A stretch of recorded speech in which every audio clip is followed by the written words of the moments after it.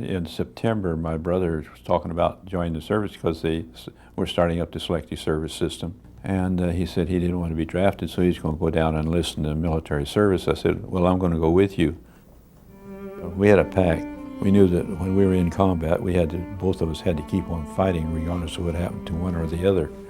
And we had a pact that we would forgive the other if we're not stopping to help him because he had to keep on fighting. In November of 1942, the USS Juno was sunk by a Japanese torpedo during operations near the island of Guadalcanal. 5 brothers, the Sullivans, were tragically killed in the accident. As a result of the incident, General Marshall issued an executive order that brothers were not to serve together in intensive combat conditions. But it was not to be so for Walter and Roland Ehlers, who, though placed in different fighting units, both found themselves heading for the beaches of Normandy just in time for D-Day.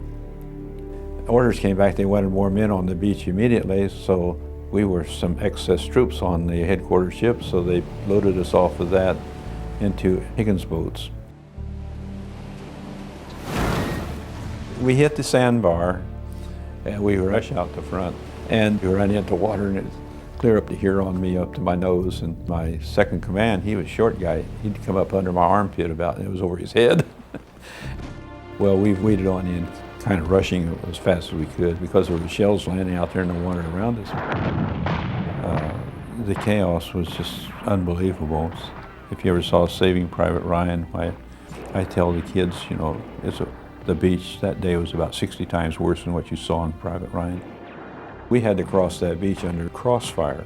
Just to our right on a hill across the beach was a pillbox, and it could fire clear across the beach. And then down on our left, way down there, was another pillbox, and it could fire across. But there were 2 in between that were facing straight on from the beach, and they could fire either direction.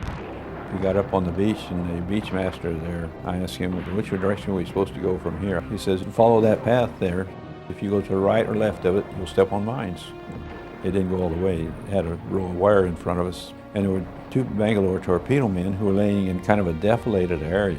Snipers were firing at them. And we asked them to blow the wire for us. They told us they were pinned down, and we said, well, we'll fire up in the trenches. So we did. One torpedo man grabbed the torpedo and blew the wire, and as soon as the wire was breached, and we rushed through, but we got up into the trenches, and we ran the Germans out of the trenches there, and they started retreating back, and the trenches, by the way, connected up to the pillboxes, and so we got behind the pillbox. We captured it from the rear. I got all 12 of my men off of the beach, and they followed me because none of them had combat before, and they were amazed they got off that beach without casualties because they saw so many dead men laying around them and injured men and guys laying up along both sides and up and down the beach. Within 3 days of the landing, Ehlers' unit had fought its way inland toward the small French town of Gauville. Night of the 7th, I think we had a patrol who overran the front perimeter of our positions that we had, and command came down that I was supposed to take a patrol and follow them. So we followed them, and we could hear them. And I heard this firing going on the hedgerow, and the hedgerows go along like this, and they're all squares. I'm leading the squad, and I take off up this hedgerow, and I come upon an enemy patrol. Well, they're about from here to the camera from me with their guns pointed at me, and I just shot them. I shot all 4 of them. And then I went on up the hedgerow because I heard a machine gun up there firing at our troops that were starting to cross the field again. When I went up there, I came up on the machine gun, but then the guy didn't see me. I just shot them both.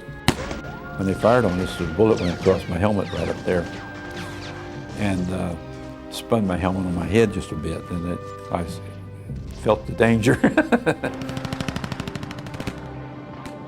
We were drawing fire from 3 sides. I stood up to fire in a semicircle, and my automatic rifleman came up and he started firing too.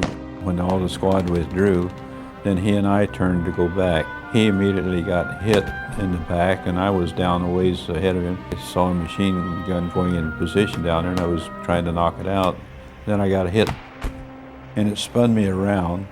And as I come around, I see a German in a hedgerow, and I shot him. And then I saw an automatic rifleman laying there, so I got up and picked him up and carried him back, and they were still shooting at me, but they missed me. Even after being treated at an aid station, Ehlers insisted on returning to the battlefield to lead his squad. But it was not until a month after the Normandy invasion that he would learn fully what had happened that day. Just before we got relieved off the front line there, my brother was officially listed as killed on D-Day.